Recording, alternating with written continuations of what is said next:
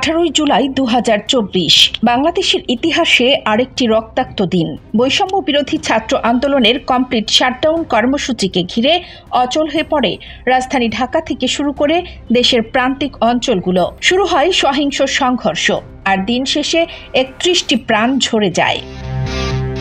ঢাকায় নিহত 24, চট্টগ্রাম ও নরসিংদীতে 2 জন করে, রংপুর, সাভার ও মাদারীপুরে 1 জন করে। শহীদের তালিকায় 11 জন শিক্ষার্থী, আর আহত প্রায় 1,500। রামপুরায় বিটিভি ভবন, মহাখালীতে দুর্যোগ ব্যবস্থাপনা অধিদপ্তর, একের পর এক সরকারি স্থাপনায় অগ্নিসংযোগ, বন্ধ হয়ে যায় বিটিভির সম্প্রচার। ঢাকা সহ সারা দেশে মোতায়েন করা হয় 229 প্লাটুন বিজিবি। রাজধানীতে অনির্দিষ্টকালের জন্য সভা সমাবেশ নিষিদ্ধ।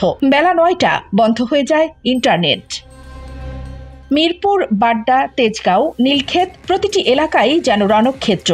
উত্তরায় পুলিশের একটি দল আশ্রয় নেয় কানাডিয়ান ইউনিভার্সিটিতে। পরে হেলিকপ্টারে তাদের উদ্ধার করা হয়।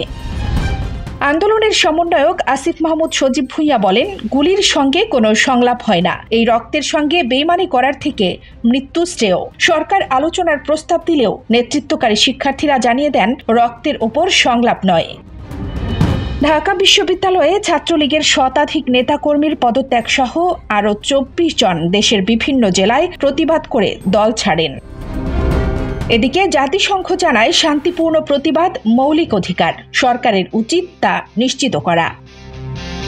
আওয়ামী লীগের সাধারণ সম্পাদক ওবায়দুল কাদের বলেন, বিএনপি জামাতের ক্যাডার বাহিনী তাণ্ডব চালিয়েছে, শিক্ষার্থীদের কাঁধে চেপে বসেছে তারা। 18 জুলাই রাতটা শুধু একটি তারিখ নয়, এটি একটি রক্তাক্ত গল্প, একটি যুব সমাজের কণ্ঠরোধের করুণ দলিল।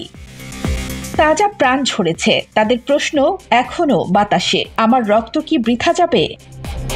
কানিস ফাতেমা, নিপা, খবর সংযোগ।